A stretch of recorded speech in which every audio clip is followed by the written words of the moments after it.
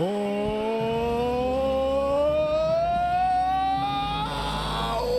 into the Press Row Show, the #1 rated pregame intermission postgame show this side of the Mississippi.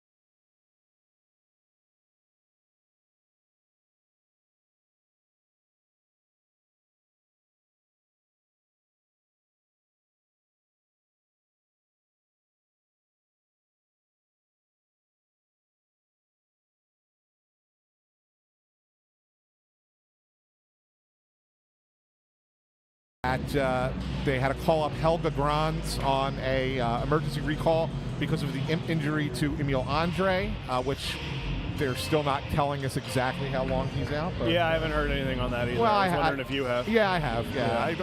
We'll get into it. But let's talk a little bit about Ersin first, because I think this is kind of an important thing. Kolosov's going to start tonight. You'll probably see Fedotov on Wednesday, yeah, right, against Carolina, and then we'll see after that. But Ersin, first he gets hurt against Boston a couple weeks ago. He goes on IR for a week, comes back, and then 4 days later hurts himself in practice again. Well, I'm hearing that it's the same injury that knocked him out for almost an entire year when he was with the Phantoms in 21-22. So even though we were told last week it's day-to-day, this is probably going to be one that goes a couple of weeks at least, because they want to kind of keep him healthy and make it not be a season-long thing, right? Yeah, what my understanding is they're more concerned with the fact that it's reoccurred than with the injury itself. Right. They were comfortable, obviously, he went in there and they were all comfortable that he had healed, and then something happened. So,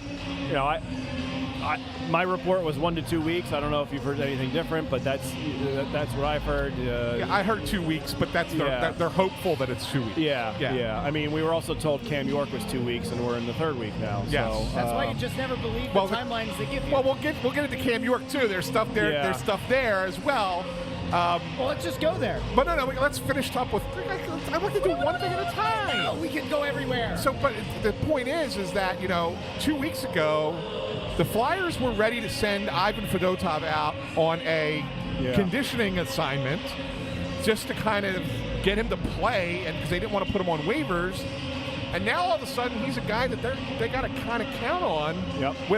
They have a bunch of games coming up on the schedule against next good teams. Against good teams. And, do you think he gets the bulk of the work? Do you think it's an even split? Like, how do you see this playing out? I think Torts is going to go with whoever's playing better. I don't think it's anything more than that. I mean, we see Kolosov getting in here tonight. Obviously, it's a chance for him. He hasn't played in a while, and so we'll see how he does. I would have to think it's Fedotov, as you said, come back on Wednesday. And he looks like he's settled in. I mean, he doesn't look so herky-jerky anymore. He looks like he's, at least he looks more in control. He looks like he's more confident. He's seeing the puck better. He's not overcommitting on certain shots like he might have been earlier. So that's a good thing because, boy, I mean, his first 3 starts, he looked like he didn't look like an NHL goalie. Yeah, he looked like the worst goalie in the league, frankly. Just to give people an idea, because sometimes I think we get lost in just the heat of the moment. Fedotov in the month of November, 3-0, only 7 goals allowed, a 2.22 goals against average, .918 save percentage. I mean, sometimes I'm the hype guy. There was a time, once upon a time, a few years ago, prior to him going off, definitely on his own accord to go serve a year of military service, where there were people in this organization who thought that he could maybe push Carter Hart for some playing time when he initially signed here. It looked very much not the case at the end of last year and the first 3 games this year. Yeah. All of a sudden, he looks like a legitimate NHL goalie. Yeah, I mean, it's a small sample size. I'd like to see him do this, so keep that save percentage at least above 900 over the course of a full month before we get too confident. I mean, Kolosov shouldn't be here. He should be in the minors. Everybody knows that. I think the whole organization knows that. You got Yaroslav Askarov played 9 games in the AHL, just got called up by the Sharks. But this guy doesn't want to play in the AHL. I mean, I don't know. I don't like this. I didn't like this from the start. I don't think sends a good message. That's just my opinion. But they need him now because they got 2 goalies, so that's why he's here. If Fedotov keeps it up and Sam Merson comes back healthy in a week or two, I mean, I don't carry 3 goalies. I tell Kolosov. A conversation needs to be had at that point. Yes. With Kolosov and his agent. Yeah. And the conversation should be, you're not going back to the KHL. You're going to the AHL. And you go back to the KHL, we're done with you. Correct. Should be the message. That should be the message. 100%. I understand why they wavered from that because Fedotov, I know there were, obviously you watch him, there was some concerns in the preseason. So, we'll see where it goes. It's intriguing, right? Goaltending in Philadelphia is never a boring storyline. But, we'll see what Kolosov's got. Maybe he learned a little bit from his last couple starts. I think he's been below average so far. Yeah. Well, it's going to be a challenge tonight because this Avalanche team is a pretty good team, pretty good offensive team. And the Flyers are down 3 defensemen now. And now, Russ, this is a nice transition to the Cam York conversation. Are you trying to remind me how to do this? Yeah, I can tell you a little bit. We're Learn a little bit, right?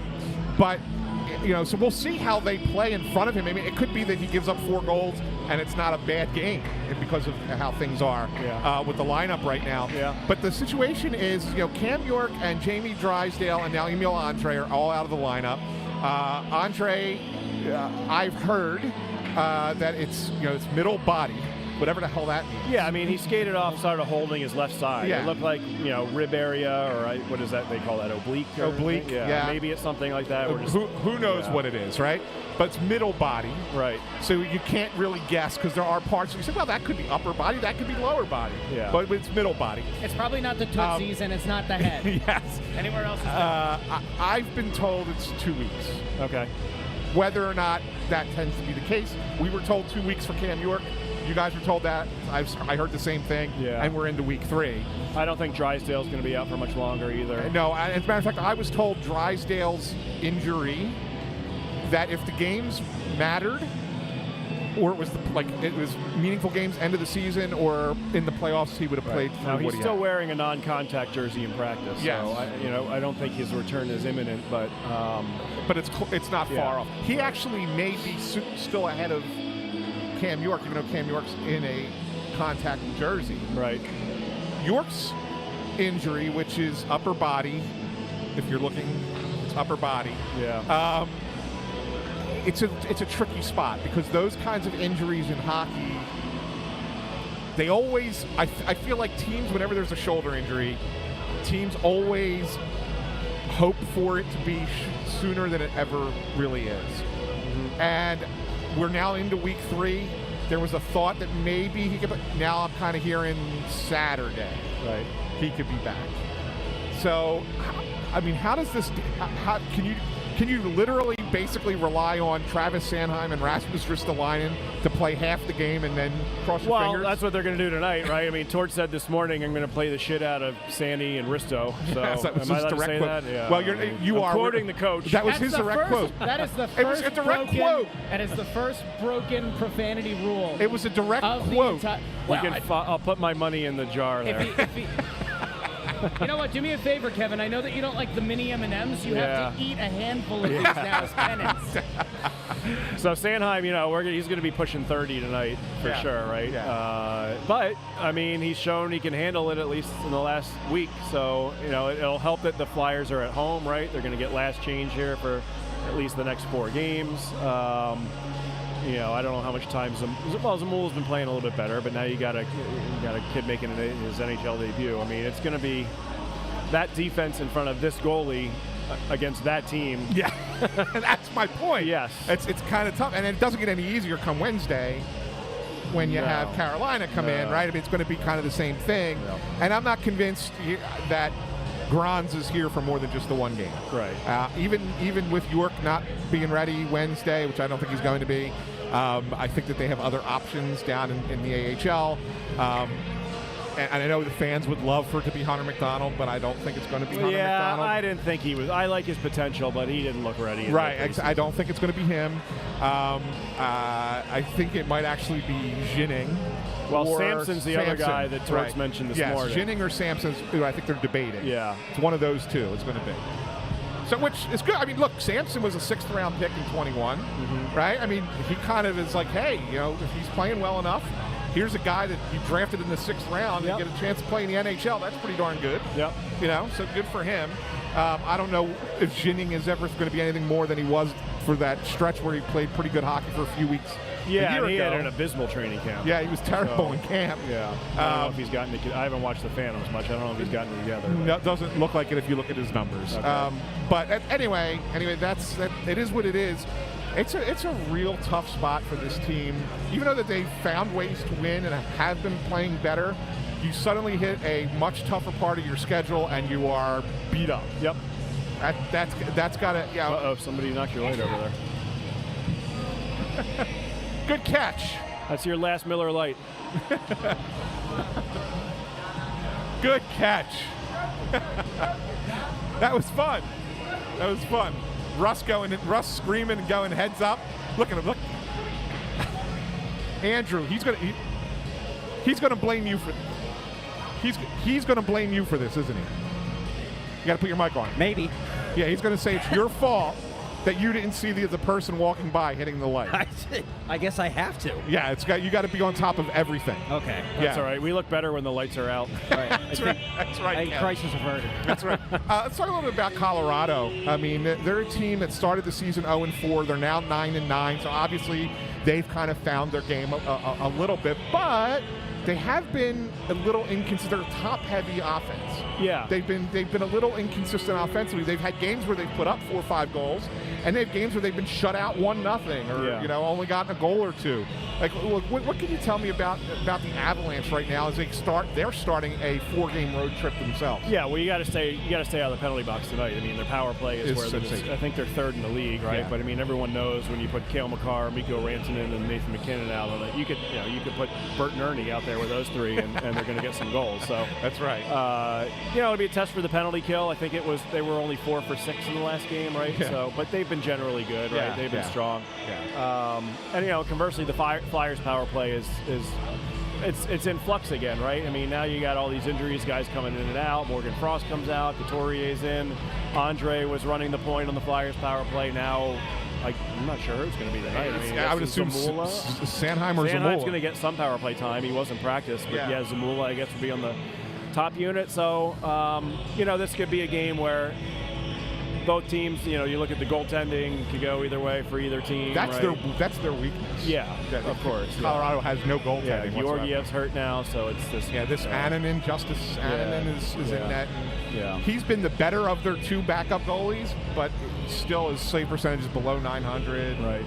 So the Flyers, you stay out of the box, and they've been playing generally responsible defense, right? Even in that Ottawa game, they talked about how when they were pinned in their own zone, they kept their structure. They still were getting in front of shots. They were still playing hard, hoping that they would get a chance or two to get back into the game, and that's what happened, right? And that's that was a positive out of that game. And I thought it was what Torts said a day or two after that game was, we never lost our will in that game, and that's a positive sign. And they followed it up with their most complete win on Saturday. So. Yeah, it should at least be an interesting game tonight, right? Yeah, it could be like a 6-5 sort of game. There's a lot of penalties. It could well be. It's so funny you say that because someone just put that up as a prediction for the final score. But the one thing I would say to that, Kevin, is that it's one thing to play good defensive structurally against San Jose, Ottawa, and Buffalo. Yeah. It's another thing when you're going to be chasing the game a little bit against a team like Colorado. Yeah, but again, I mean, like you said, they're top heavy, and Sanheim's going to be out there against the McKinnon line as much as Torts can put him out there, right? Yeah, for sure. For sure. Yeah. No, it's a really it's going to be an intriguing couple of games here going Colorado and Carolina back to back for sure. One thing I did want to final thing I wanted to touch on with you is. I know Torts was talking a little bit about Joel Farabee today and really maybe potentially giving him a chance on the power play. Said he's been around the scoring areas. He shows up on the charts a lot, even though he's not finishing. He's had kind of a weird season. Like early in the season, you would have thought, like, okay, this guy's just not there for the team right now, and maybe there's a little bit of a disconnect between him and the coach. And then the last few weeks, even though he's not really scored, Torts has been singing his praises, and it's kind of an interesting thing. You don't usually see that a lot. I think he's been noticeable, right? And they've found some chemistry there with Lawton and Brink on that line, and he's keeping them together tonight. Yeah. Farabee's just such a weird player for me because he really did fade in the second half last year. And the biggest criticism I would have of him is there's too many times where he's just a little bit easy to play against. And I think we saw that in the second half last year when things got going a little bit, the temperature got turned up. He was just wasn't hard enough, right?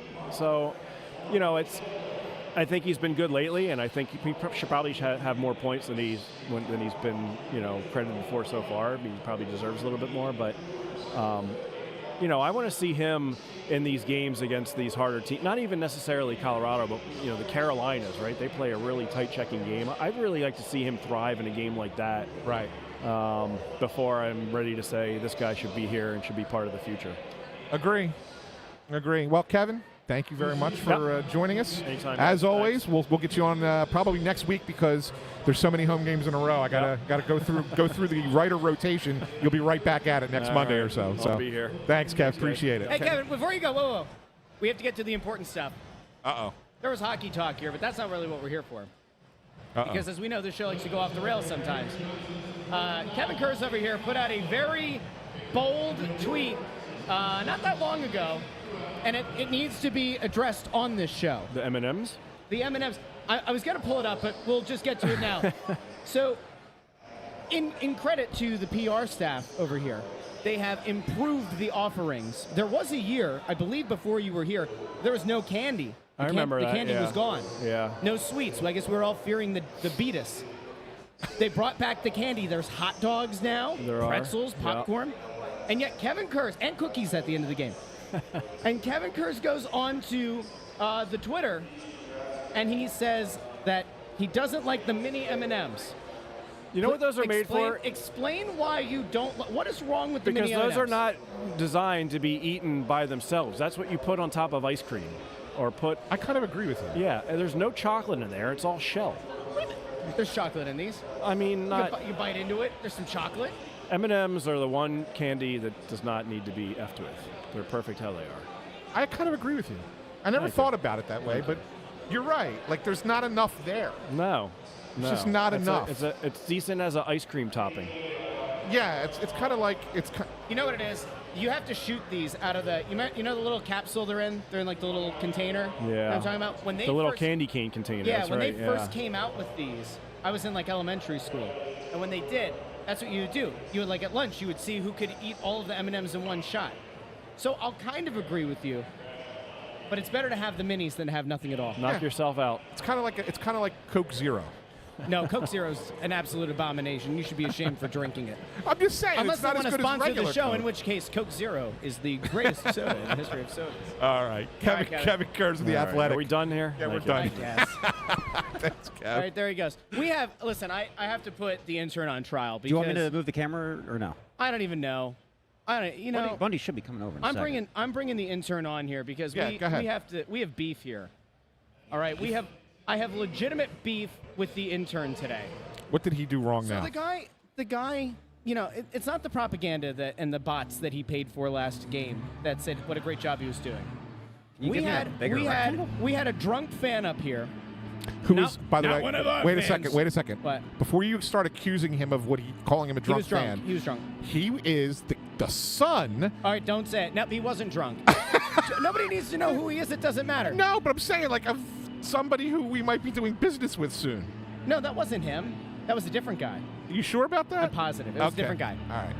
Because if it had been the person we were about to do business with, I would have certainly said nothing and said hello. By all means, knock everything over. There was a guy who was walking by, and no, we don't know. We're investigating. he either kicked the light or got his foot caught on the light.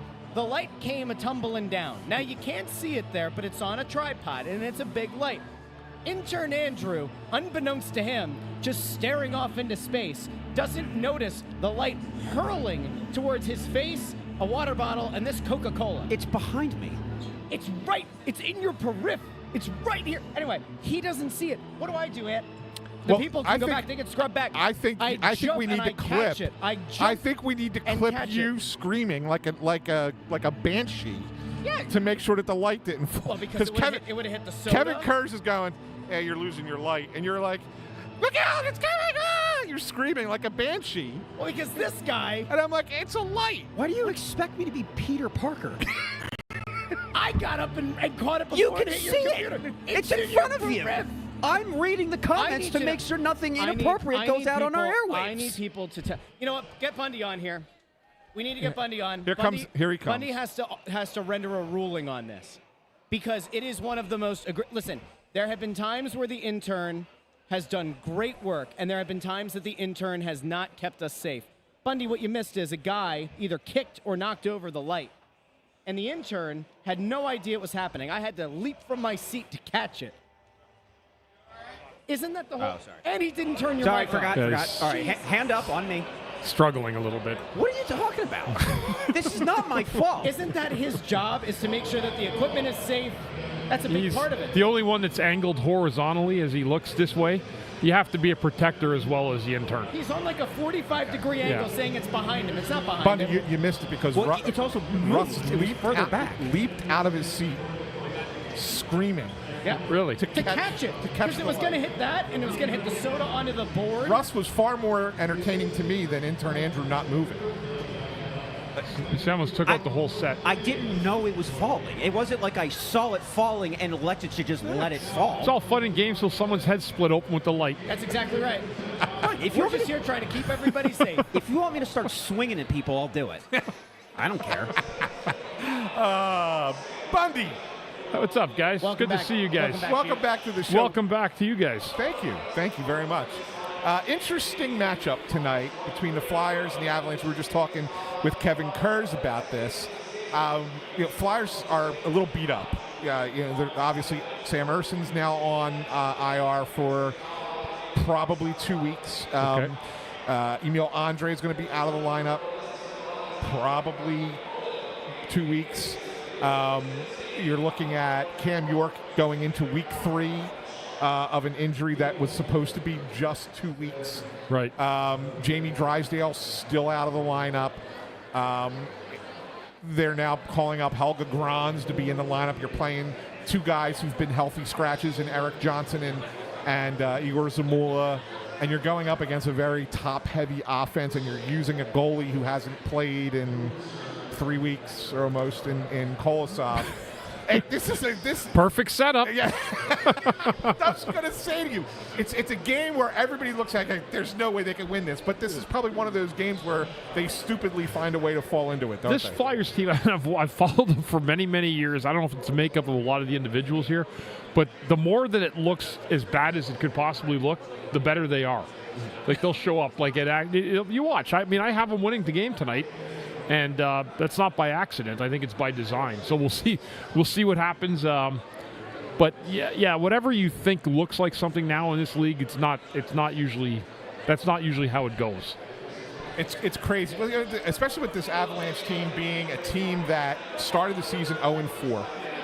They've now gone 9-5 in the 14 games since. Right. But they have, and one thing I was saying with Kevin is they're a little top heavy. Like their top 2 lines are really good, and then they have not a lot of scoring beyond that. And they're going with their goaltending is probably as bad, if not worse off than the Flyers' situation is currently. So this could be one of those higher scoring games too, Bundy. It could be. And anytime you put Nathan McKinnon on the ice, I'm sure you guys talked to him when Kevin was here. I mean, this guy is he's multi-dimensional. He's a guy that can hurt you. And then you got Mikko Rantanen. But when you look at their top 6, and their top 6 are very good. But their bottom 6, there's not a lot of difference between them and most other teams' bottom 6. Correct. And defensively, of course, their top pair is excellent, and their second pair is quite formidable as well. Anytime you got Makar on a pair, that's going to be a great pair. 25 points on the year for him already. So, I mean, they are top heavy, but if you can do the job in a pairing matchup tonight with two defensemen against that top line with McKinnon, that's Lehkonen on the left and Drouin on the right, you'll have a chance to win the game tonight. But you got to shut McKinnon down. That's the linchpin. Yeah, I think we may have said this last year in the game that Colorado was here, and if we didn't. And if we did, I'm apologizing right now for anybody who was watching at that time, but I'll say it again. If I was starting a team in the National Hockey League today, Nathan McKinnon would be the first guy I'd pick. I agree. Even ahead of McDavid. Yeah, I agree. I agree with that. Just the way he plays the game. Yeah, he's a special, unique talent. There's no doubt about it. He plays the game with pace and speed, and you got to be on your game to defend him.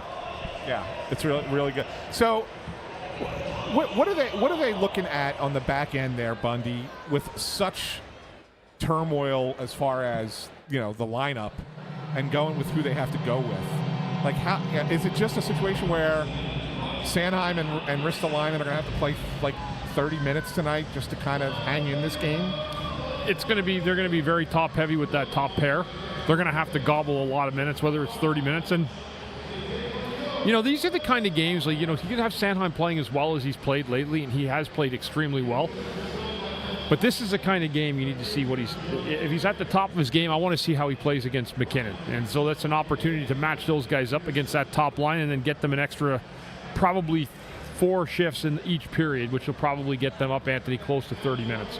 You can't tax guys right out the door at 30, but they'll be getting probably going first pair, then the second pair, then they'll go back first pair again, then third pair. They'll get very minimal breaks in this hockey game, and that's a good thing. Yeah. One other thing that I was talking with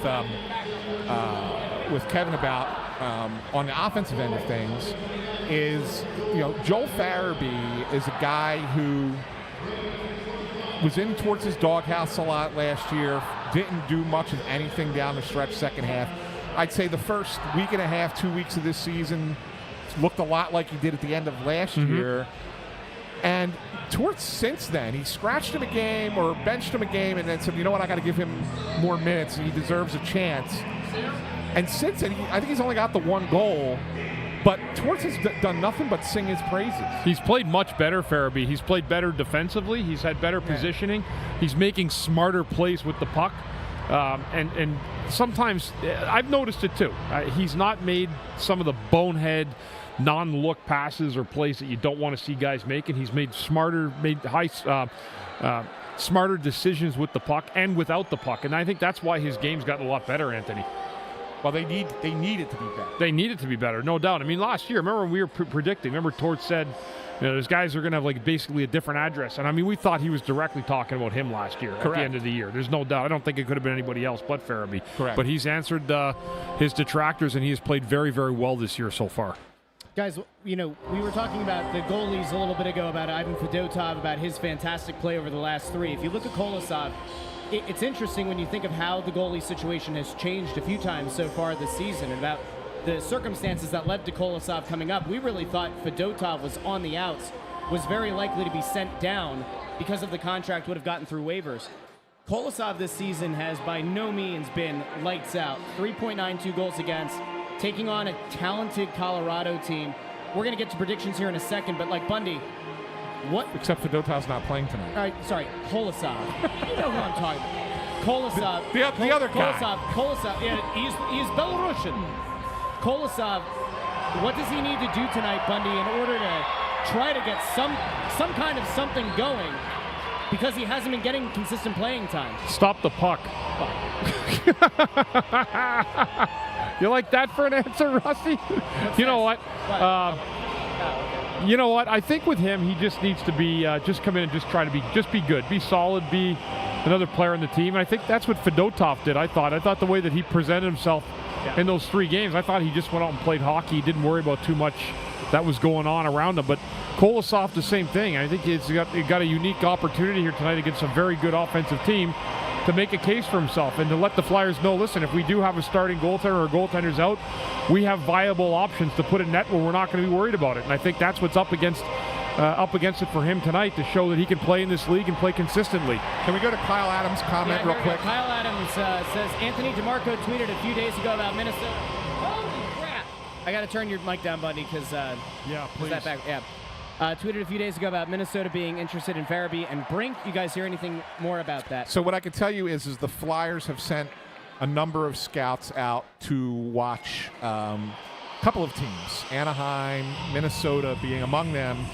Danny Heatley, as a matter of fact, who's a former player for the Minnesota Wild, is now a scout for the Flyers, pro scout for the Flyers, was at a Ducks Wild game recently. I get the sense that the Flyers are looking for a center. And they're looking for maybe a center who's fallen out of favor with the other team, or maybe is playing okay, but maybe doesn't. The team is looking to move a player like that. The Flyers have guys like that they're looking to move too. I mean, Morgan Frost is certainly one of them, right? Right now but I don't think that there's a huge market at the moment for Morgan Frost. Maybe as you get closer to the deadline, somebody will be willing to take a chance on him. But right now, there's not. I think that the Flyers are looking at centers, and if Minnesota has a center to move, then maybe the Flyers could put something together from a hockey trade that would happen prior to the Christmas holiday. Only if they have something. The whole league, every team in the league needs another center. Every team in the league. Yeah. I was talking to a friend of the show and another NHL head coach in this league the other day about that. I said, "How's your team?" He could probably figure out who it is. He said, "We're good, but we need another center." First thing he said. I mean, no one's alone, and the Flyers looking at it, their biggest depth issue is their center ice position. Yeah. So, but again, making trade, whether or not you can find something, like I'd like to see who Minnesota's got or Anaheim's got. Well, it's not a lot. I would think if it's Minnesota, and this is speculation. This is not. Yeah, we don't know this. Right? This is not anything that's been told to me. Right? Okay, I just want to say that. But I had heard in the past that they, even though he's had a decent start to the season, that they've been looking to potentially move on from Marco Rossi. So that would be a name that I think makes some sense. But again, I have not been told that. So that would be just me. That's just me putting it out there. So I don't know. Is there a deal to be had where you trade a winger for Rossi because the Wild feel like he's an extra guy for them? Maybe. Yeah, maybe. Well, you're getting into that time right now where you might see a trade start happening. A couple trades start happening to tweak their team early, or someone feels they need something that's not there. So it'll be interesting to tell. I guess it's interesting because the Flyers have been able to get some good results here of late. You figure that if they had continued the slide, it makes the openness to making an early trade probably a little bit more palatable to them. But now that they've been able to kind of bounce back, it's kind of hard to imagine that they want to offload anybody who could be of value to the team right now, as they're trying to chase down every point. Yeah, that's where you have to have your eyes wide open again, and that's where we put the trust in the team to do that. Yeah. All right, let's get to predictions with 2 minutes left. We tweeted them out. If you haven't done so already, you can reply to the tweet or you can drop it in the comments, and Allison will get to them. We need to get to the predictions. Ant is now texting away. Bundy, I'm going to start with you. How do you see this one playing out? This hockey game tonight? Yes. I think the Flyers are playing really well. I thought they played their best overall game of the year the other night against Buffalo. I'm going to take the Flyers in a high-scoring game. Colorado's depth does not shine as brightly as it once did. That's in terms of their depth. The top flight of their team, that's a whole different story, but we're not going to get there. I'm going to say the Flyers get the job done 5-4 tonight in a very back-and-forth game. Let's go to Anthony. Ant? I could see it the way Bundy sees it, but at the same time, I just think that, that they've struggled all season to win 3 in a row. I don't necessarily see them winning 4 in a row with a goalie who hasn't played in 2 weeks and missing 3 defensemen, especially if they take any penalties. My God, if they take penalties and you get that talent from Colorado on the ice on the power play. I know the Flyers have a good penalty kill, but boy, will they be tested by that power play. I'm going to go Avalanche 5, Flyers 3. Believe it or not, and I articulated this first, intern Andrew can confirm, I had 5-3 Flyers. This was not a case, Bundy, of me coming up with the final prediction and waiting for everybody else. Now, intern Andrew, let's bring you back on here. Your thoughts? I went 4-3 Flyers. 4-3 Flyers? Okay. Intern Andrew never has rationale. He doesn't. He just guesses. He just throws them the score out. I'm a Just guess. vibes guy. You're a what? I'm a vibes guy. A vibes guy? Yeah, the vibe I'm getting is that the Flyers will win. It's on the vibe. It's vibes. He didn't feel the vibes of the light about to take his head off. All right, we will be back. First intermission, second intermission, and post-game here on the Press Row Show. If you haven't done so already, subscribe to the Snow the Goalie YouTube channel. And do us a favor, like the video, share the video, and subscribe. We'll talk to all of you in the first intermission. Enjoy the game. Keep it here for the StatCast. We'll talk very soon. Goodbye.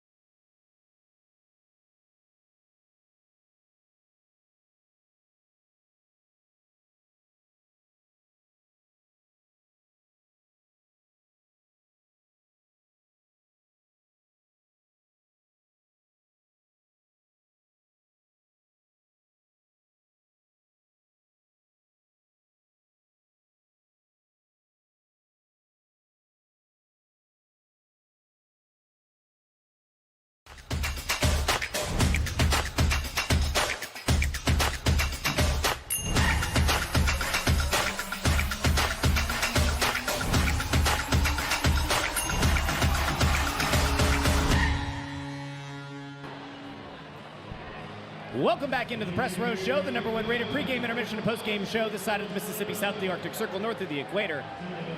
Flyers and Avs tied at 0-0. We will get into the hockey talk in a little bit, but first, we have been joined by one of our all-time favorite guests here on the Press Row Show on Snow the Goalie. Cindy Simmons, he is here. How are you? Cindy has been on the show more than anyone else that's not you, me, Bundy, and Andrew. I'm trying to keep my streak alive. I would say that's a fair statement. Yeah, there's no doubt. No doubt. Yeah. No doubt. She's been on more than Danny and Jonesy and Dan Hilferty. And Hilf, yeah. Yeah. Oh, man. And Cindy does a lot of great work. Every year, when Casino Night comes up or the Flyers Carnival comes up, you hop on the show, tell us about all the great things that are happening. So It's about that time. So Cindy, why don't you tell us? Let's talk Casino Night because that's coming up first, right? Yep, it's our time of year, right? Yeah, it's our time. So Casino Night is Thursday at the Crystal Ballroom. Still tickets on sale if you're interested in coming for general admission, which starts at Crystal 7 Ballroom p.m. is where, Cindy? Center City. Center City, okay. Yep. Okay.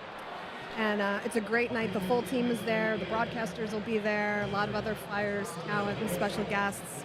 It's a night of fake gambling for great prizes, Flyers related. We have some great fun activations, a lot of other really fun activities, and it's a chance to get dressed up and have a great time with the team. And that's the thing, right? Like everybody goes to the nines with the outfits, right? This is not just show up at the casino in your hoodie, right? This is a dress to the nines event. Yeah, no hoodies for this one, but cocktail attire, and it's the event I think that everybody internally has the most fun at. It's a chance sort of just to unwind, hang out, be dressed up, great food, great drinks, hang with fans, and raise a lot of money for charity. That's awesome. And Great what stuff. have you guys learned over the last couple of years as you guys have progressed with this event to make it better and better each year? I think what we try to do is do something a little bit different every year. So if you come last year, you're definitely going to see some new things this year. And it's really just, like I said, like the guys come and have a great time. And so it's just like a really cool vibe and a great atmosphere to be a part of. Cool. And you guys announced the date for the carnival as well. Carnival. February, earlier this year. Wow. February 23rd, which is right where we want it to be. Perfect timing. Yeah. Tickets just went on sale, general admission the other day, so you can get them at flyerscharities.com. And the player sign-in snaps will go on sale in December. That's cool. Do you guys, I know you're still kind of in the planning stages for that, but do you guys have any, you don't have to say what they are if you don't have it yet, but do you have some new things coming this year for the carnival? Yes. That's all we need to know, just yes, new things for the carnival All this in year. due time. But yeah, we have some new fun activations, fun things that'll raise money that the guys will be part of and that you can interact with the team to do. And this year we got to make a mandate. Since he bailed last year, Russ has to go in the dunk tank this year. Oh, we'll sign you up for the first shift. That's a great idea. Broken toes a necessity?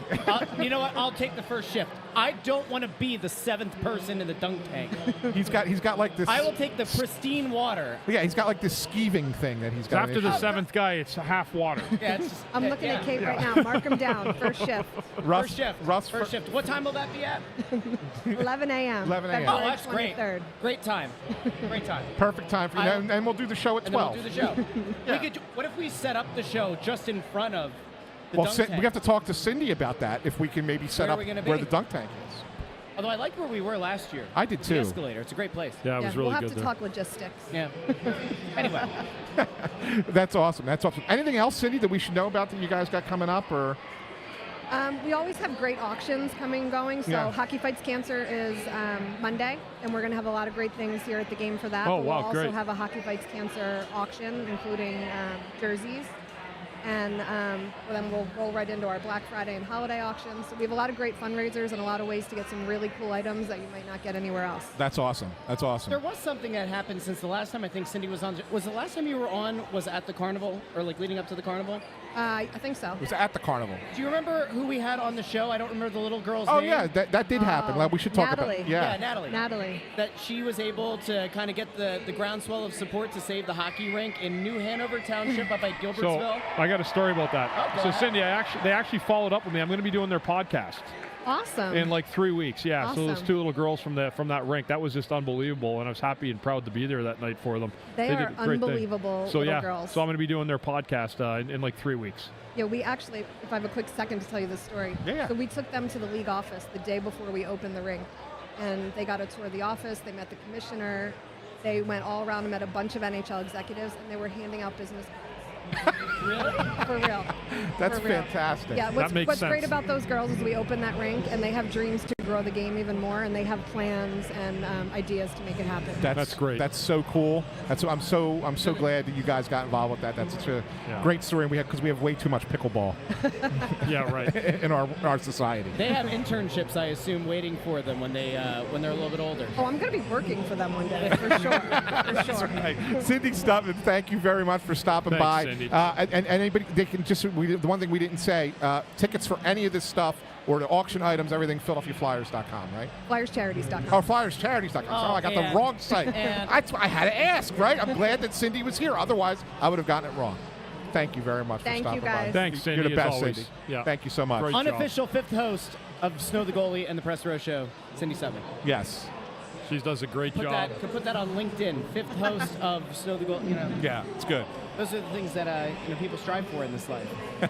Now, intern Andrew, I'm sure, is very happy because now that Cindy's left, he gets to kind of take back his place, what he considers to be his rightful place on the show. Is he adjusting the camera? The kids really picked it up. I've tried to do a little extra work with them there while you guys You were know gone. what? and, It's because the video evidence didn't lie about what happened pregame with the light. He knows. Yeah. He knows what's up. he would have been just perfectly fine with that light falling on someone too, right? Yeah, he would.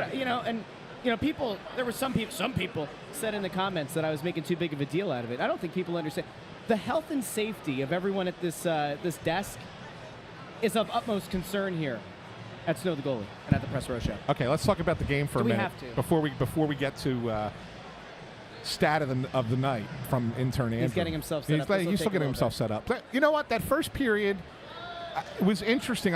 For a little while they were getting hemmed in their own end, but they had a nice resurgence there. Kolosov kept them in with a few nice saves. Sanheim made a nice play to block a shot that would have been an easy goal for Colorado. And they did generate a few chances down the other side. Farabee, we talked about him pregame, had a couple of opportunities. One that he got on goal, one he completely missed the net on a 2-on-1. But on the whole, Bundy, I would sit there and say if you're the Flyers, you're pretty happy with the way that first period went, even though it's 0-0. There was a situation in the game, and we're keeping our fingers crossed and our prayers with the referee that got injured. Yeah. He got into a collision with Josh Manson, kind of clipped him from behind. It didn't look bad when as he bumped into him, but the ref was down for a good 10 to 15 minutes of real time before they finally had to put him on a stretcher and have him really tied in, like with all his extremities, so his neck couldn't move or anything. He legit spun around and went flat back on the ice. That's scary. So either he hurt his back really bad, or if there's maybe I don't want to speculate. We don't know, but I mean, it certainly looked the way he was laying that there was some kind of an injury related to that. And yeah, Mitch Dunning, he's been taken to the hospital for evaluation per Bill Meltzer, per the NHL.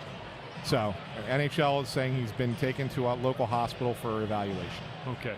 So we're praying for him to make sure it's okay. It was a scary. At first, you didn't know what it was. We got a replay. It didn't look bad, but obviously the way that he presented himself on the ice, it told us a whole different story. So we're going to try to get you an update on that when we can. But when the injury, after he got carted off the ice, the Flyers found their game a little bit. There was a good delay, like significant delay, but Colorado was doing what they wanted in the Flyers zone until that point, and then the game leveled out a little bit. I got a stat for you, Bundy. Sure. Speaking about that. Yeah. In the first 11 minutes of the game, Colorado at 5-on-5 shot attempts. They had 20. The Flyers had 2. Right. Yeah. But then it got better after that for the Flyers. Last 9 minutes, they created some offense. Yeah. That's it. I didn't like the start at all. And this is a game, where you really want to see where you stack up against these top players. But you know what? It's 0-0. Flyers did have a little bit of a comeback to kind of erase some of that momentum Colorado had, and I thought they played a much better period the last 8 or 10 minutes for sure. All right, it's the first period. It's the first intermission, which means that it is time for something that people look forward to. And that, of course, is intern Andrew's stat of the night. Let's bring the young man in. Intern Andrew, welcome back in. This is a really, really small rectangle you got me in here, Russ. It's the same size it's always been. I don't think so. It is. Definitely I not. didn't adjust it. I have not adjusted his rectangle. And now could I could make it smaller? Provorov and Van Riemsdyk are apparently playing great in Columbus. Good for them. Who cares? Sorry, Tony.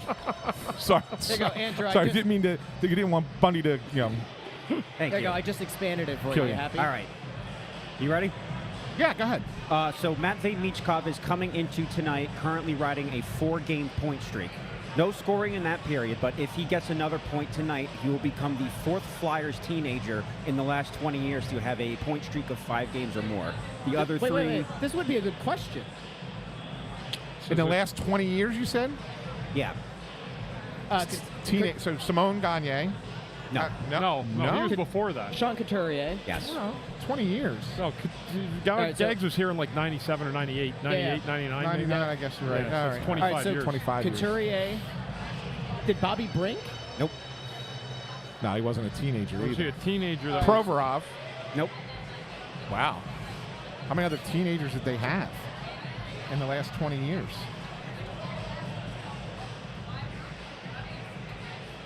trying to think of a draft pick. That they were- TK? No. He was a 20-year-old, wasn't he? when he got here? I couldn't remember if he was 20, 19, 20. Wow. This is a tough This one. is actually a tougher stat one. It's more like a trivia than anything, but That's what I was saying. You absolutely should get these. Giroux? No. well, it can't be Nolan Patrick. Nolan Patrick. Get out. Really? We gave up on him too quick. Because he was what? He was 19. Was he? He was 19 was, his rookie season. He was 18, right? 5-game point streak in the 17-18 season. Okay. Wow. So Nolan Patrick, Sean Couturier. And one more? Was it another forward or is it a defenseman? Forward. It was only 3 total? 3, right? Michkov would be the 4th. Oh, okay.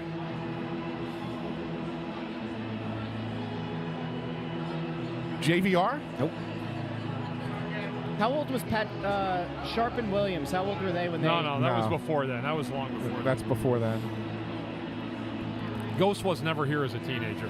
No. Gus. And he That's was, fair. and he's a forward. So the guy told us it's a forward. Yeah. It can't be Morgan Frost. He wasn't a teenager. It's not Morgan Frost. I mean, the other guy was a defenseman. It was Beezer? Stroll Farabee. Wow!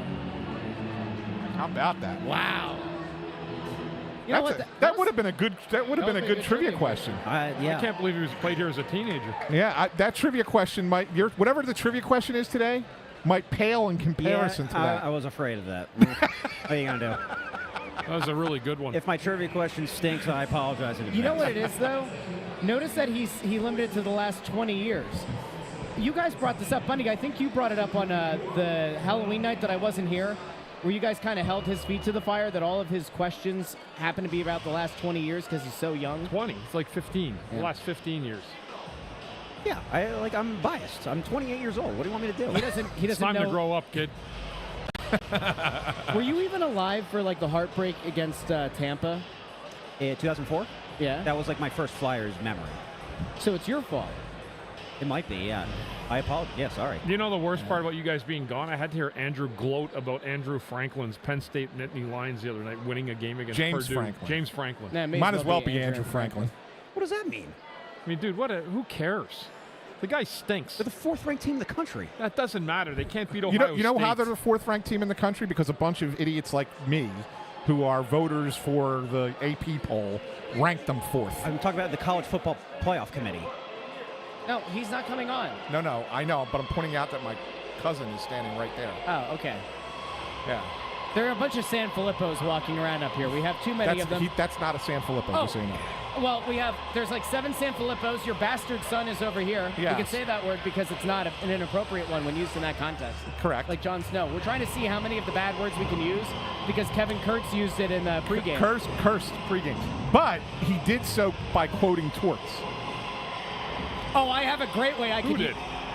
Kevin Kurz, when he was on, he quoted Torts using a curse word. Oh, wow. We had Bill Meltzer swore the other night on the show, too. Did he really? Yeah, remember, Andrew?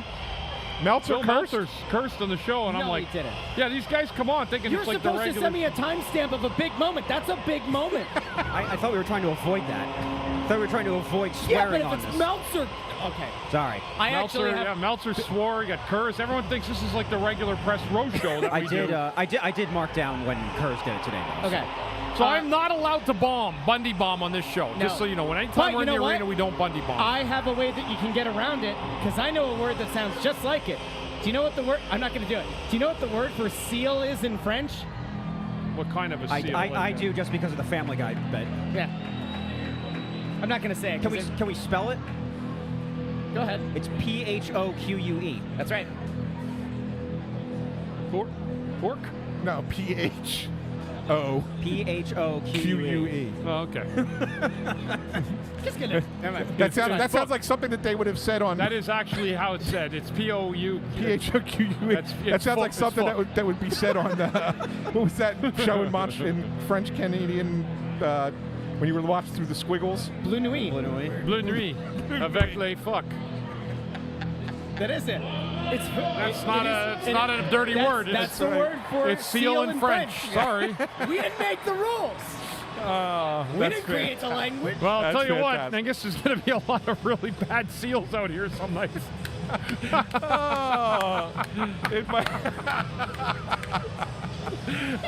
What a seal that was. Did we just break the seal on this show? Oh, no. Tell you what, that is one hell of a seal that guy is right there.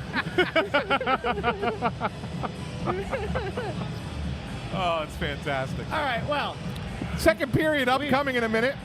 there's going off the rails, and then there's the press row show. Yes. I mean, think about it. What are your other options? What do you think they're You talking ain't about? getting this on television. What do you think they're talking about on TV right You now? can go listen now. You can't tie his skates. He never played hockey, but if you want to listen to him, give him a listen.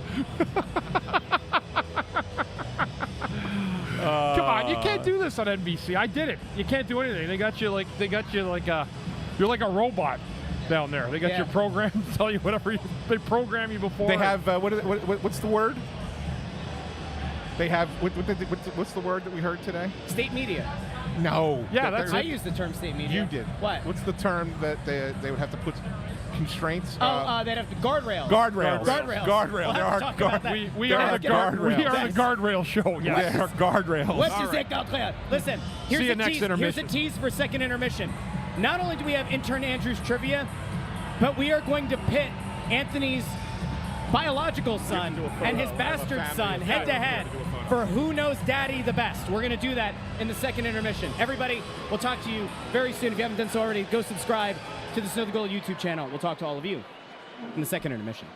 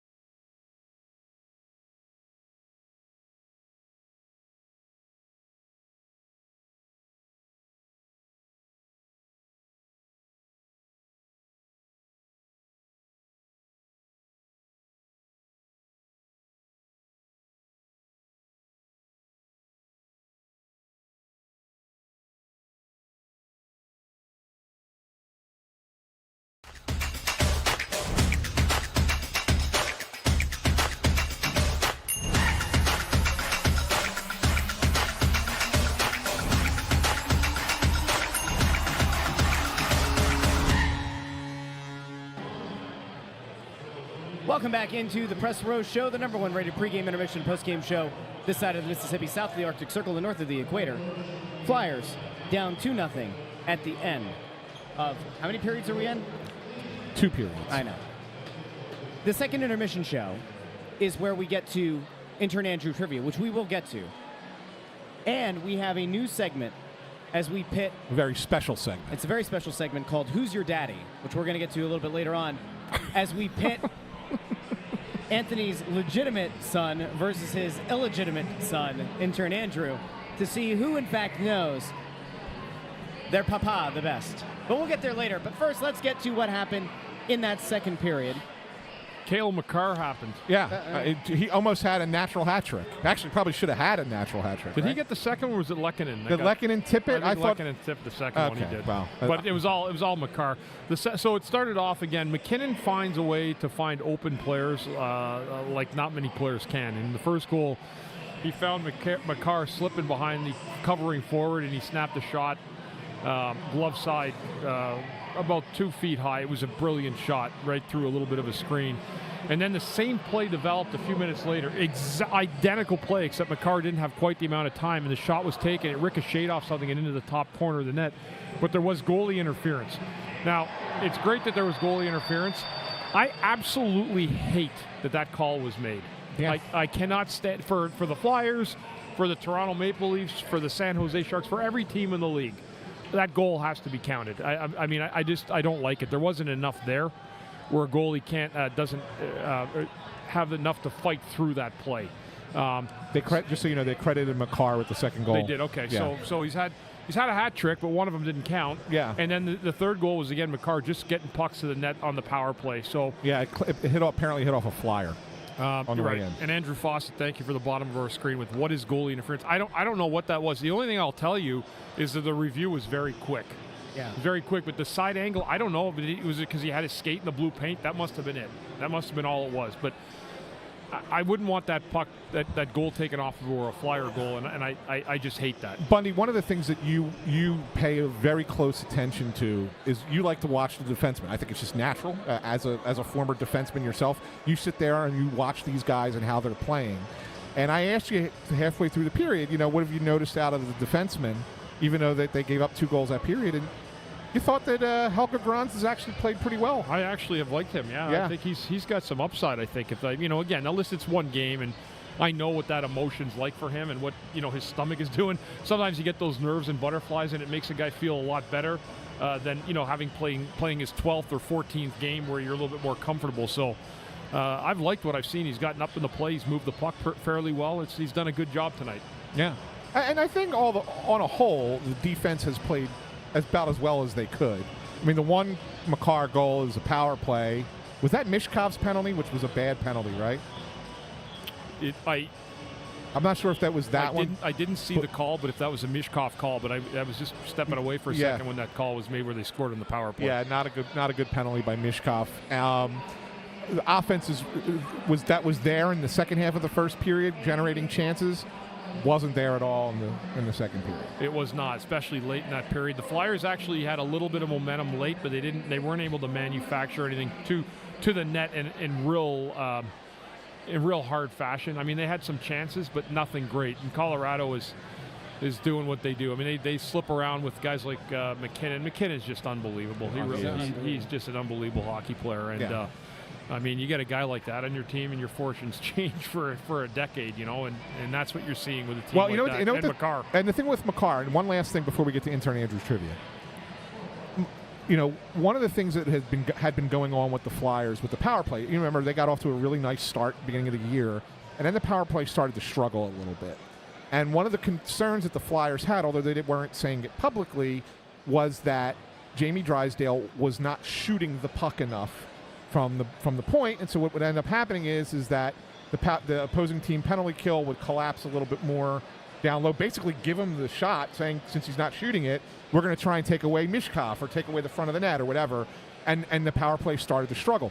You see why that's such an important thing with the way Cale Makar plays on the power play. Well, he's just a different type of player. I mean, he's got great vision, he's got great skating ability, hockey sense is all there. I mean, he's a true number one defenseman, and that's, he's every bit as important, mind you, as Nathan McKinnon. I mean, those two guys lock up the whole team, and they make everybody else accountable. It's hard. I mean, you got to get guys like that through the draft. Yep. And Colorado got guys like that through the draft. I mean, both those guys, too, are just unbelievable skaters, too.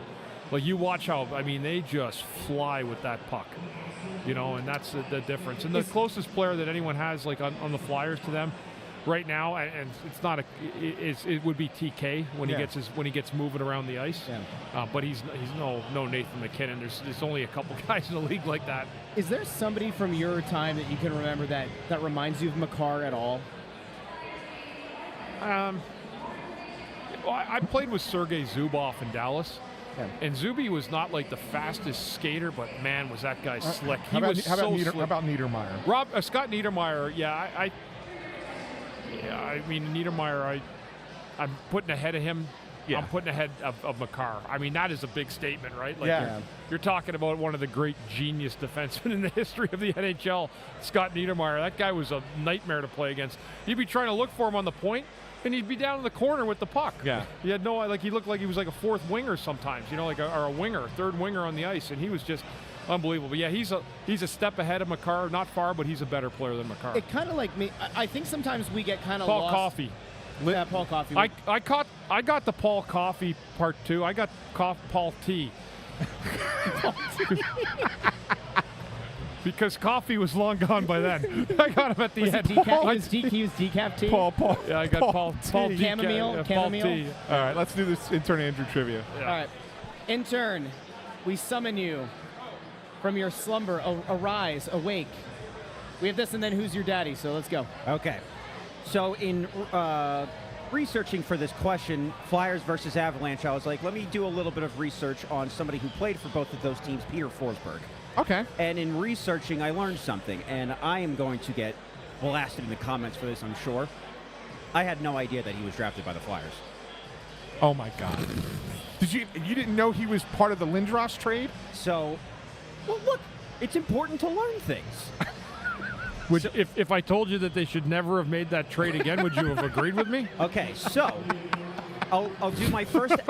I will do my first. Put your headphones back on. Dude, I don't even know what to say right now. I would not have admitted that. You're going to have to keep the prospect patch on for a little longer. My parental advice, son, don't admit stuff like that in the future. I am open and honest person. I want to see if the commenters who have sided with intern Andrew because of recency bias. I want to see if this. This is why lies are created. Fawcett wants me fired. Yeah. All right, you know what? And on that, we are removing intern Andrew for the rest of the period. I'm just kidding. He ruins everything. Go ahead. Bring him back. I will do my first ever choose your own adventure for trivia. Ooh. Do you want to try to name the other players in that trade, or since Forsberg was drafted 6th overall in that draft, do you want to try to name the 5 players that were drafted ahead of him? Ahead of Forsberg? I can. Yeah. Okay, go ahead. All right, I'm going to go with Pat Falloon. He was number 2. Yeah. Rob Niedermayer. Is Rob Niedermayer number 3? No.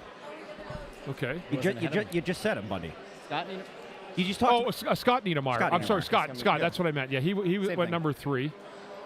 That was what? The 92 draft? Was there a guy named 91. Jeff? Was Jeff Friesen on that? Not in the top 5. Okay. I don't see him here. Wow. Scott LaChance. Number 4. Get the hell out of here. Yeah.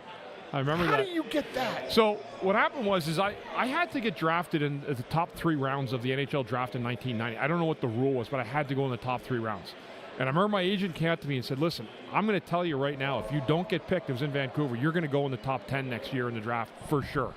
So he was hoping I didn't get selected in the top 3. And he said the other guy who's going to go next year in the top 5 is Scott LaChance, who was going to be a freshman at Boston University, a friend of mine. And he did. But I ended up getting picked by the Flyers 47th that year in the beginning of the 3rd round. So that's how I kind of was in tune with that draft. We're still missing one, though. Who was the first overall pick in 91? Well, was that Dave? It was Lindros. It was Eric. You said him already. It's Lindros, but you're missing number 5 because Forsberg was number 6. Oh. Number 5. So but the fact that we ended up getting 4, and then so we're missing. Lindros, what team? Niedermayer, LaChance, and who was the other one? He was drafted by Winnipeg. Kachuk was the year before. Jason Doig. No, he was a little later. Where was I in Forward or 1999? defenseman? Defenseman. You know what? I know this too. Winnipeg defenseman? Did he even play in the league? He absolutely did. I'll say this about him on his resume: he has a Game 7 Stanley Cup Final goal. Not a winner. It was a first period goal, but Timo Solani? no. No. He wasn't with Winnipeg. So Winnipeg drafted him and they moved him. They had to. Teppo Numminen? Well, I played with Teppo in Dallas too, but it's not Teppo. No, it's not. No. I'm actually just looking at He played at Michigan too. I didn't realize that. That's not good. American? Canadian. Jason, something comes to mind. I don't know. Wow. All right, I think we have to tap out. Wave the white flag. The with the team, mustard stain. he scored a Game 7 goal in the Stanley Cup Final for the Carolina Hurricanes, if that helps you. Wow. In their most... No. 2006. When they won the cup. But he was an oldie at that point. Okay, you got me. Aaron Ward. Aaron Ward. Went 5th overall. Played for Detroit. If you would have... Primarily in Detroit. That guy won more cups as like the 5th, 6th, or 7th guy. It's unbelievable. That's great. Yeah. Good trivia. That's a great trivia. That was a good That trivia. was a good question. And that actually, in fairness, that lived up to the first period where it was the fact of the night, stat of the night that we turned into trivia. Yeah. That was a good job. This is easily one of your best performances. Thank you. Let's Even though I didn't know that the Flyers drafted Peter Forsberg. Yes. But again, I learned something today. So now I'll always know that. He let somebody kick our light over. We have 5 minutes. And We got to do this next thing. All right, we got to get to All right, the... come on in. Let's go. Come on in. We got to do the segment of the show. This Where's is he going to be called... going? Come right between me over and here or Bud. something. Come on. Come on in here between us. So we are now taking this show all the way off the rails. Now we will post-game. We'll actually break down the game. I take a piece. But this is part of the fun of what we do here. So I can't hear anything, so you guys are up. So we are going to play... This is my oldest son, This is the... Anthony Jr., by the way. This is the first ever edition of Who's Your Daddy? Now, we are going to pit Anthony's legitimate son, intern Andrew, Questionable. against his non-legitimate son, Did you say questionable? Ant Jr. Now, I have prepared a few questions here, and whoever rings in first, whoever says it first, it's the first person to get to 3 correct answers. That is the person who remains in the will. And so, now we begin. Okay. Gentlemen, your father once wrote for a local newspaper. The Daily Times. Be a little bit more specific. The Delco Daily Times. All Delaware right. County. Ant Jr., that's 1 point. 1-0. Gentlemen, your father has chastised someone on this panel for eating many what? Tubular meats. That is 1 point for the illegitimate son. 1-1. This offspring of your father stayed out as one of the last 4 people after the wedding with me and some other people whose names I don't remember. Yeah, intern Andrew was going wild that night. I mean, he was out of control, man. You got to see. It was me, though. It was Ant Jr. That's 2 points. 2-1. I had a 50-50 shot. One more point Well, over I have here, a daughter, and it's too. over. You could have One gone more with point, that. and I it's didn't over. know that. Yeah. That's not good. Intern Andrew, final chance to potentially stay in the will. Are you ready? I'm ready. Your father has had a legitimate gripe with a Flyers coach. John Tortorella. That's 2 points. 2-2. That's not the only And one. There's now- more. There's and more. now- That's not the only That's one. And that now, you know. now we come down to the final question. Now, I did have to dive into your father's LinkedIn, but I found it. LinkedIn. Yeah. Oh my God, I haven't I updated found- LinkedIn in years. I found your father's LinkedIn.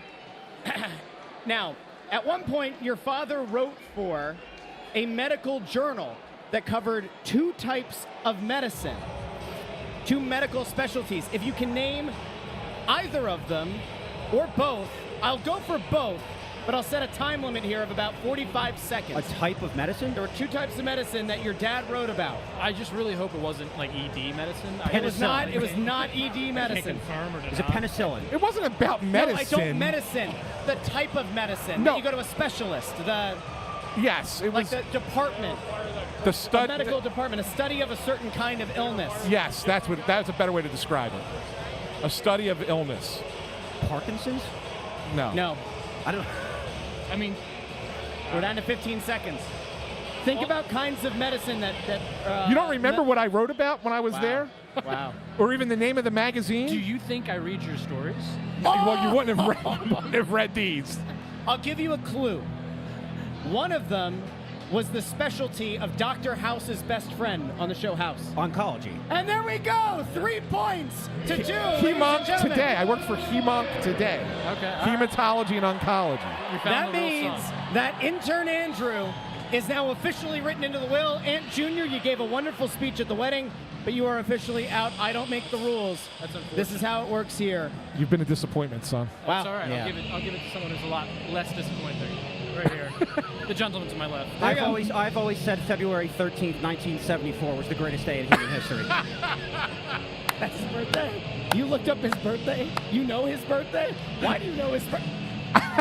It's on my Facebook page. Did we No, sort he it said- out? Did we sort it all out? No, Yeah, the, intern Andrew won. my That's church- Intern disappointing. Andrew knows their father better than My Aunt trivia Junior. question last year about Bundy scoring his first goal, you said was your 21st birthday. That's So correct. that was easy. Here's the question. Does this mean that intern Andrew is now Aunt Junior? Never. Does he become intern Anthony? He was almost our intern before we found Andrew. Really? Yes. Does he know that Forsberg got traded for Lindros? Did you know who drafted Peter Forsberg? Which team drafted Peter Forsberg?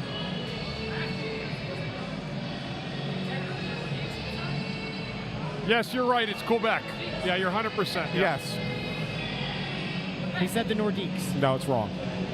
So he doesn't know He got either. traded to the Nordiques. What we have learned here tonight is that Anthony's offspring know nothing about Peter Forsberg. All right, I know he's Swedish. we will be back. Oh, Jesus. All right, We're we're gonna going to be wrap back this thing up. post-game here on the Press Row Show where we'll actually break down the game. Everybody have a wonderful third period. We'll talk to all of you very soon.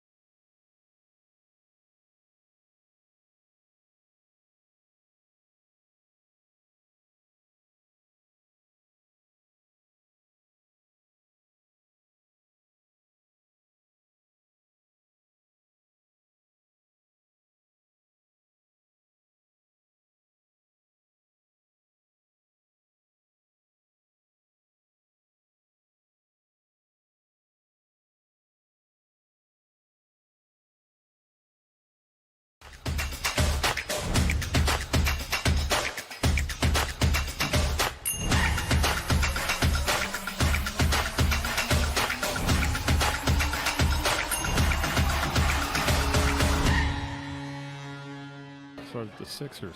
Welcome into the Press Row Show, the #1 rated pregame, intermission, and postgame show this side of the Mississippi, south of the Arctic Circle, north of the equator. The Flyers, you know what? We're going to give it to them tonight. We are going to find a positive. It was a nasty first 40 minutes of this game. The Flyers did what they have done. First 51 minutes of this game. I'm trying to find positives here, Anthony. The Flyers did something that they've done a few times this season. They don't say die. Now, is it a matter of a team letting off the gas? That is up for debate. But tonight, Flyers do claw back 2 goals in the third period, have a legitimate chance there at the end to take this one to overtime. Some believe a missed tripping call, and I want to start there. You are very adamant that you don't believe it was a tripping call because Bundy, you can tell me if I'm wrong on that play on Konechny there. Not a penalty. Not a penalty. And the reason being because the defensive player gets his stick blade on the puck, right? Yeah. He plays the puck. Played the puck. And if you play the puck, if the player trips in the process, that's not a tripping penalty. It was not a penalty. Correct. Yeah, I know everyone's going to cry for it there. It was 22 seconds. Was there about 22 seconds left at that point in the hockey game? But, I mean, the Flyers got a couple of good goals late. The one, I was actually shocked they gave Forster the goal there. Anthony, you thought the same thing, right? That we were going to get, that it was going to be, they were going to call it a frozen puck. So everybody flying out in front of us here now. Yeah, there's a lot of people. And watching the replay, like at first glance, I thought that puck was completely frozen. Turns out it wasn't completely frozen. It was under the goalie, but you could still see it. Yeah. Right? It wasn't like completely frozen. I'm just surprised they didn't freeze it. So referee, by the way, who had to go most of that game by himself, which hasn't been done since the 1980s. No, not 90s. I played with one ref. Maybe they should go back. They should go back to that. Yeah, he did. I think he did a good job. He did. They should go back to one ref. Did a nice job. Do you have the medical update, by the way, for the people who end up listening to the podcast feed or the people who watch live? There was the really scary incident. Yeah, referee Mitch Dunning, according to the NHL, referee Mitch Dunning was taken to the hospital for precautionary reasons following the collision in the game. All neurological signs are normal. He is fully communicative and can move all extremities. Oh, that's good news. Very good news. Good news. Yeah, that was kind of weird because it didn't look like detrimental when it happened, but clearly the man was injured, and we're glad he's okay. Yeah, one guy, Bundy, we talked about it briefly in the second intermission. I don't know who picked the stars tonight, but I heard his name added in as the third star. Picked up his first NHL point, Helge Grans, with an assist on Forster goal. I thought he played really well. Yeah, it's definitely worth having a look at this guy. I mean, if they wanted to give him a peek, he showed them a lot tonight, and that's another guy in the pipeline that I didn't have on my card. When he was acquired in the Provi deal, there were a lot of people who thought that like down the line he could maybe compete for some time. I don't think anybody expected him to get a look this season. A lot of injuries, but if he played just like that every night, you got an NHL defenseman. Which would certainly be a nice development for this team. To be fair, this is probably partially because Zamula was hurt in the third period. We don't know what happened. He went down the tunnel at one point, came back out. Zamula, right? Zamula tried to skate during a timeout. Didn't look comfortable and went back down the tunnel. Didn't play. But Helge Grans played 16-11. Yeah, he did a good job. No qualms about his game. I thought he did a really good job. Third most minutes of any defenseman. Sanheim, 31:07 for San. 31 minutes he played. Risto, 22:30, and then Grans, 16:11. Yeah, and then that's what you have. You have to play guys more minutes when you have those young guys in there and guys that are not top 4 players. So good job by Sanheim tonight playing those minutes. That's tough. Yeah. One thing that we did learn that was not hockey related is that there aren't a lot of Helges. A lot of famous Helgas. Helge Grans joins Helga Bataki and Helga Hufflepuff as the most famous Helgas in the history of history. And both of them are fake Helgas. Well, and Bundy just used the word quam, and quam is the word that Helga and Arnold couldn't spell in that Hey Arnold episode. Quam, Q-U. Go ahead. Qualm? Quam, yeah. As in I have no qualms about? Q-U-A-L-M. Yes, it's the L. The L. She threw it at the end to make You're Arnold literally happy. asking me to spell? Well, sometimes you got to be on your toes. Okay. I'm Now, not going to speaking- lie. I'm going to be honest. I would have gotten that wrong. You know what, Bundy? At least you didn't say that I you would have don't said know it who. like I would have said it like Guam, but with a Q. Well, no. What I was gonna say is, you admit that. At least when you admit it, that's like something that's understandable. Unlike a certain somebody who's not on camera right now, who admitted that he didn't know who drafted Peter Forsberg during the intermission show. So all the post-game only people have no idea. They'll have to go back and check it out There's on YouTube. certain crap in life, kid, you just got to keep inside and don't let anyone know. Why? Why though? I'm not ashamed to admit that I don't know something and I learned something new. It's All right. Peter Forsberg. I knew that he played for both teams. You're on a Flyers-centric podcast. This is not who you are. I knew that he played for both teams. Good job. Thank you. All right, back off. You go. All right, goodbye.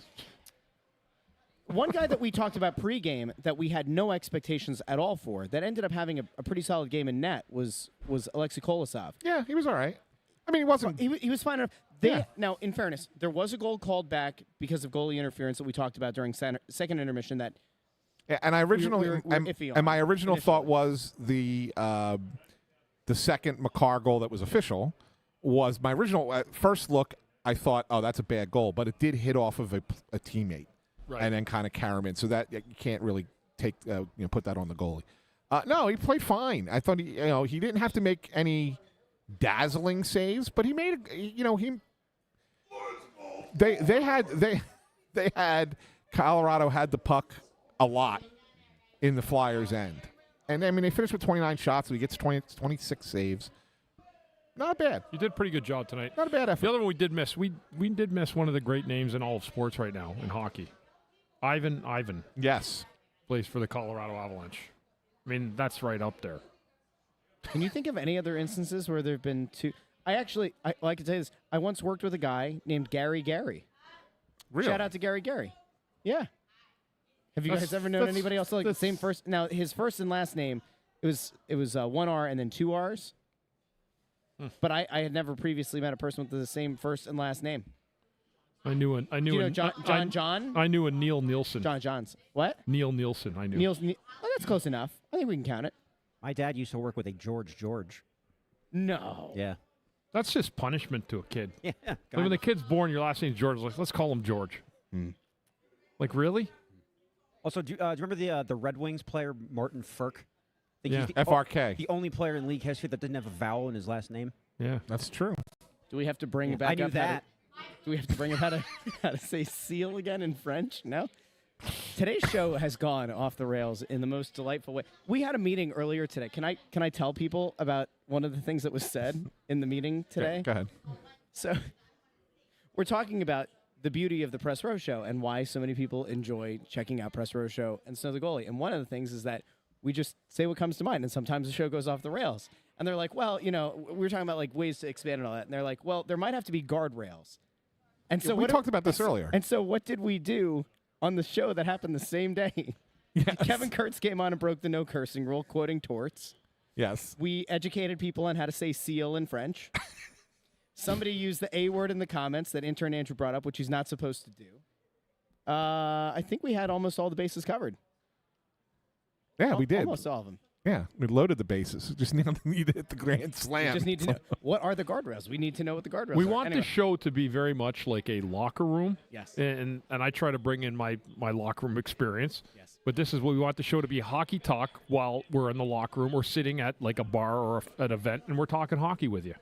That's exactly what we want. We don't want to be too formal. So I don't have somebody with two of the same name, like George or whatever, but I have one that maybe tops that. And see what you guys think of this. Okay.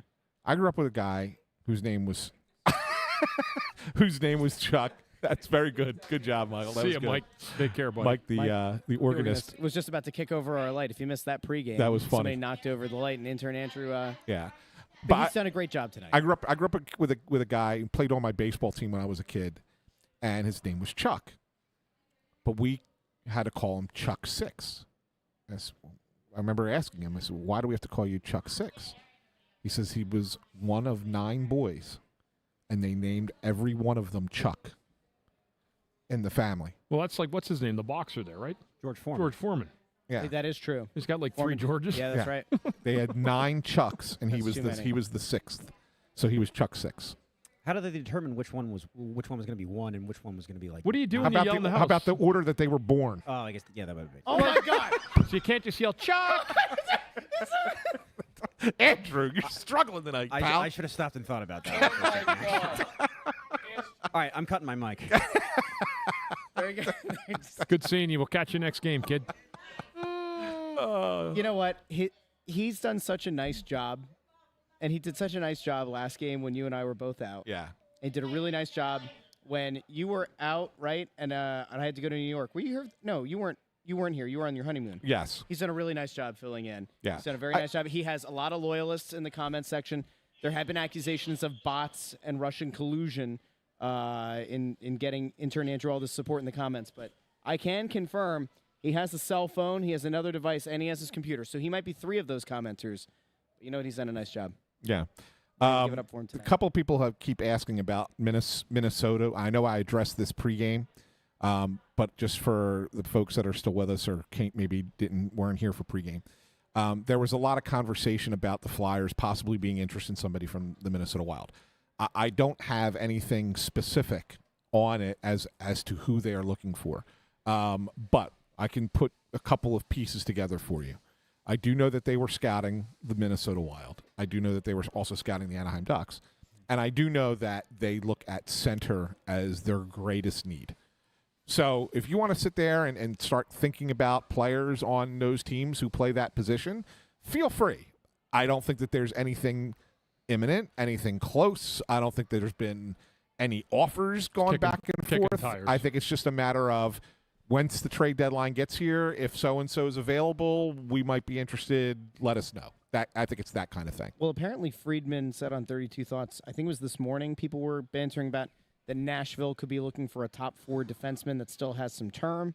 Mm-hmm. It's a shame the Flyers don't have a very large defenseman who's playing some of the best hockey of his career, but we all know it will likely regress to the mean. Be a shame. Be a shame you'd have to move him. But Well, let me just put it this way: if a team offers you a high pick, the Flyers are going to move some players this year. Mm-hmm. Whether it's at I think they'll move a couple at the deadline. I don't think it's just going to be the one like last year where Sean Walker was the big move. I think that they're going to move a couple guys this year, and then I think as you go into the offseason, you might see another 1 or 2 changes as well. Who would you say are most likely? I think Risto is the most likely. The second most likely. I mean, if it's their preference, it's Morgan Frost. If it's their preference. Really? I don't know if he's got much of value at this point. He's not even playing, right? Right. That's what I'm saying. But like, if you ask me, like, who would they like to move off this roster? I think certainly I know Morgan Frost would, I'm sure, love to be moved. Yeah. But if I had to think about it, most likely to get moved after that is probably either Farabee or Lawton. Would probably be the next section down of people that would get traded. Yeah. Interesting. So when are we back here next, guys? Wednesday night. Okay. 4 in a row, Bundy. Tonight, Wednesday, Saturday afternoon. Yeah. Against the Blackhawks, Monday and then next Monday again. Yeah. Okay. So, we have anything else, Russ? No, I think this is nice. I think it was nice having the whole band back together. yeah. 3-2 Colorado win. Flyers made it interesting, but they're going to have to. I said they needed 5 points, is what I said last game, out of the 10 points available to them at home. I felt like 5 points would be. That's what I said they'll get. Yeah. Andrew said 6, I believe, or Meltzer said 6. What did Andrew say? We both said 6. Yeah, and I had 5, so they're 2 for 4 right now. Look, if you're playing 500 hockey, you're hanging in this thing, right? So no matter what stretch of games you want to look at, you want to look at 5 games and say you got to get 5 points. Yeah, but if you're playing 500 hockey over whatever X value number games you want to put it at, you stay in the playoffs. You stay in the pack. Yep. That's it. So this one was not a game to get points. You go out Wednesday. Now, Wednesday's a tough matchup, too. It's against Carolina. But they gave them when they played Carolina down in Carolina last week, they gave them a good run. Yes. Yeah. So maybe you give them another good run again, and who knows, maybe you steal a point. These are the kind of games where the people who want to tank and the people who want to see them compete and the people who want to see them make the playoffs, everybody feels good after this kind of game. Yeah. Because even though they looked discombobulated, listless, all that for a good chunk of the game, they don't give up. No. And there was a point in the season early where it looked like they had started to give up, and it looks like they've kind of come back around. And it's amazing, Bundy, you can speak to this, but it's amazing how after you find yourself in the kind of tailspin that they were in, when you are able to pull the nose up on it and you get a few results going your way, you get a few hard-earned points, maybe it does turn things around for you a little bit. Yeah. Yeah. I mean, look, tonight they were just a shot away from getting at least a point. Just a shot away. Wasn't that a song? A shot away. Guess what? You know what else happened tonight? What's that? The Sixers lost. Oh, just Two- was a process. 2-11. 2-11. 2-11. How many minutes did he Yeah. play tonight? 0. Joe Papel, by the way, I was referring No, to. he played, didn't he? No, I thought Embiid did not No, play. I saw him on. I thought I saw him. Did no, he I saw play? him. Yeah. I thought there was an announcement that he was not playing tonight. No? Oh, they played the Heat. That's why. Just believe in the process. By the way, all right? Joe Papel, I was referring to Gary Bettman 500, not real 500. Embiid, Embiid 11 had 31 minutes. Yeah, 11 points, 8 Oh. rebounds. Nice for him to show Nice. up. Playoff form. Brutal. What are you going to be on tonight? The people who are Yes, watching live? if you're staying up, I am heading right from here over to Fox 29 for the Fantastic Sports Show at 11:30, right after the news, and we will. We're going to talk Eagles, we're going to talk Sixers, and we're going to talk Flyers. Look at him. All right, let's get you out of here. I'm going to do all three. Bundy, that's the best. That was Are you like going- are that you was the going on- most subtle way to say end the damn show, Russ. Are you going on, Bundy, you going on the radio at all this week or no? No, tomorrow I'm actually doing a cool thing over at Lincoln Financial Field. It's a mental health summit day, and I'm going to be speaking over at that tomorrow. So there'll be a lot of people involved, and I'll be able to continue sharing my message. Is that a closed thing or is that open to the public? You know what? I believe it's open, actually. Okay. It's at Lincoln Financial all morning until 1 o'clock. I'll be back tomorrow morning. Russ Joy Show, 8:30 a.m., wherever you get your podcasts and on YouTube. Intern Andrew, got anything going? No? We're going to get Intern Andrew doing something. Intern Andrew's going to go home and he's going to start working on You the familiar with the book, The the Flyers at 50? the Peter Forsberg biography. You want to read that, maybe. The Flyers at 50. Okay. It'll tell you everything you need to know. fine. Jay Greenberg For whom the press row is named after. Is named after. Which makes this sort of the Jay, that's the right. Jay Greenberg show. We talked about that the other Yeah. day. we did. I remember that now. All right, it's time for us to head out. Everybody, thank you so much for watching. If you haven't done so already, please go over, like, and subscribe to the Snow the Goalie YouTube channel. Like the video, share the video, subscribe. And when it's done, leave something in the comments, your favorite thing that happened in the show, the thing that you disagree with the most. We will be back. By the way, this is one other thing. We will be doing a weekly episode again. Ant's honeymoon, some other things kind of held us back. We will be doing a regular episode of Snow the Goalie every week. We have a big, beautiful studio over here that we're going to start filming in, so that'll be great. And we'll be back again on Wednesday with the Press Row Show. So for all these guys, we will be back Wednesday night. Everybody have a great night. Talk to you soon on the Press Row Show.